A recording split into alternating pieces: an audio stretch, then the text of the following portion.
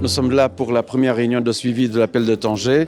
Vous savez qu'en 2017, il y a eu 28 pays de l'Union africaine qui ont soutenu le retour du Maroc au sein de la famille africaine, notre famille panafricaine.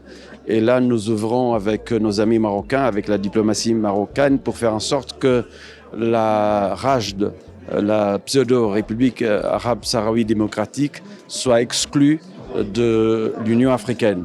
C'est une faute politique, une erreur historique qu'il faut corriger.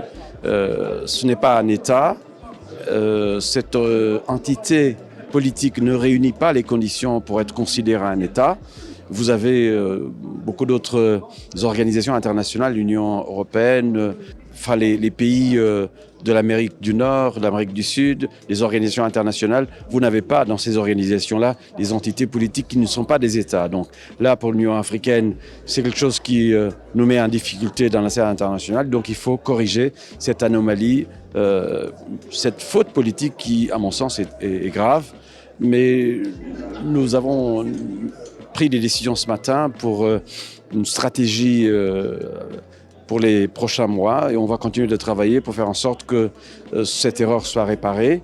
Et moi, en tant qu'ancien ministre des Affaires étrangères du Cap-Vert et ancien ministre de la Défense, j'ai beaucoup travaillé avec les autorités marocaines, à la fois avec le ministre Mézoar, mais aussi aujourd'hui avec le ministre Bourita, pour faire en sorte que la cause marocaine soit entendue au niveau de l'Afrique, mais au niveau de la communauté internationale dans son ensemble.